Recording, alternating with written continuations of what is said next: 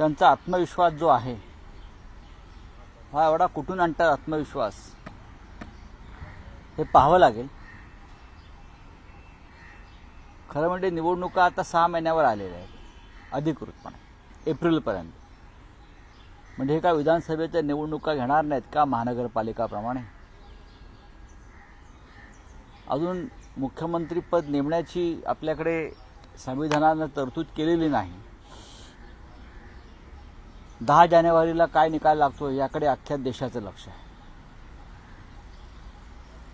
मुख्यमंत्री घटनाबाह्य पद्धतीनं मुख्यमंत्री पदावर बसलेले आहे, त्यांचे सरकार घटनाबाह्य आहे आणि या राज्यात आणि देशात एक घटनाबाह्य सरकार सुरू असताना या देशाचं न्यायालय, सर्वोच्च न्यायालय, निवडणूक आयोग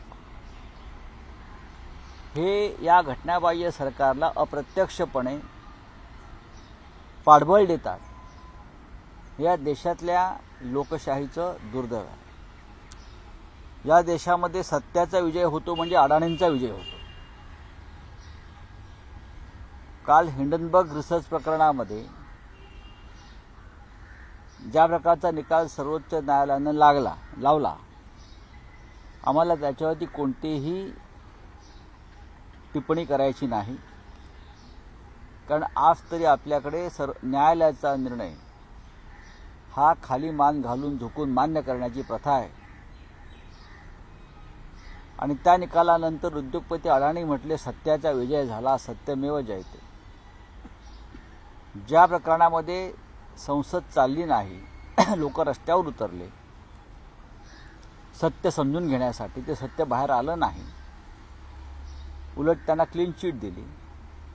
मग हे सत्य जे आहे हे इतरांच्या बाबतीमध्ये नक्की कुठल्या बिळात लपवलं जातं किंवा इतरांना न्याय का मिळत नाही?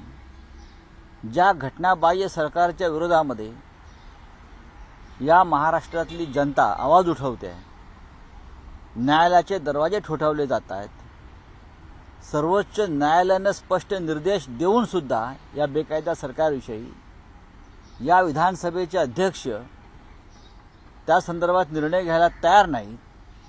अशा वेळेला जो न्याय अडाणींना मिळतो या देशामध्ये, तो न्याय या देशातल्या नागरिकांना आणि कायदाप्रिय जनतेला का मिळत नाही, हा आमच्या पुढला एक फार महत्त्वाचा प्रश्न आहे।